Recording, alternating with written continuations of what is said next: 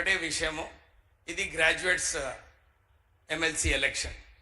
దీంట్లో ముఖ్యమంత్రి రేవంత్ రెడ్డి గారు మొన్న ఎలక్షన్లో చెప్పినారు 2 లక్షల ఉద్యోగాలు కల్పిస్తామని చెప్పి మాట ఇవ్వడం జరిగింది. దాని ప్రకారంగా ఇప్పటి వరకు 54,000 ఉద్యోగాలు మన యువతకు అందరికీ కూడా కల్పించడం జరిగింది.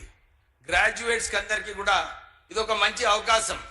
ముఖ్యమంత్రి రేవంత్ రెడ్డి గారు ఏదైతే మాట ఇచ్చారో అవుట్ సోర్సింగ్ని దాన్ని పర్మనెంట్ చేయడము, కొత్త ఉద్యోగాలు రావడము, కొత్త డిఎస్సి, మొన్న డిఎస్సిలో 10,000 ఉద్యోగాలు వచ్చినప్పటికీ కూడా మళ్ళొక డిఎస్సి పిలిపించి ఇంకా ఎక్కువ ఉద్యోగాలు భర్తీ చేస్తామని చెప్పి వారు మాట ఇవ్వడం జరిగింది. ప్రత్యేకంగా మన మంచిర్యాల డిస్ట్రిక్ట్కి ఒక పవర్ ప్లాంట్, మన సింగరేణి పవర్ ప్లాంట్ని 850 మెగావాట్స్తోని ఇంకొక ఎక్స్పాన్షన్ చేసిన తర్వాత అక్కడ కూడా 5,000 ఉద్యోగాలు కల్పించడం జరిగింది.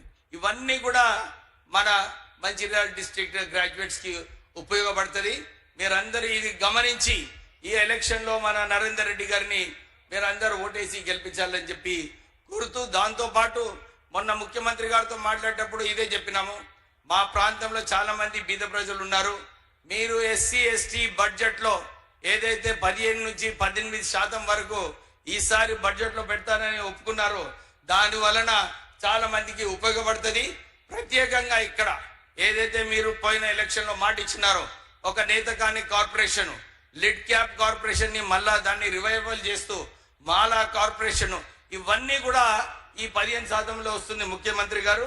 సో ఇది ఈ బడ్జెట్లో, ఎందుకంటే ఐటీ మినిస్టర్ గారు కూడా ఉన్నారు, మొన్న అసెంబ్లీలో వారిని కూడా విజ్ఞప్తి చేశాము, మీరు ఈ బడ్జెట్లో ఈ నిధులు కేటాయిస్తే డెఫినెట్లీ గ్రాడ్యుయేట్స్ అందరికీ కూడా ఉపయోగపడుతుంది. ప్రత్యేకంగా ఏదైతే మొన్న 1,000 కోట్ల రూపాయలు శ్రీధర్ బాబు గారు రిలీజ్ చేయించినారు ముఖ్యమంత్రి గారి ఆధ్వర్యంలో, సబ్సిడీ ఎంటర్ప్రెనర్స్ కి, ఎవరైతే కొత్త ఎంటర్ప్రెనర్స్ ఉన్నారో వాళ్ళకి 1,000 కోట్ల రూపాయలు రిలీజ్ చేయడం జరిగింది.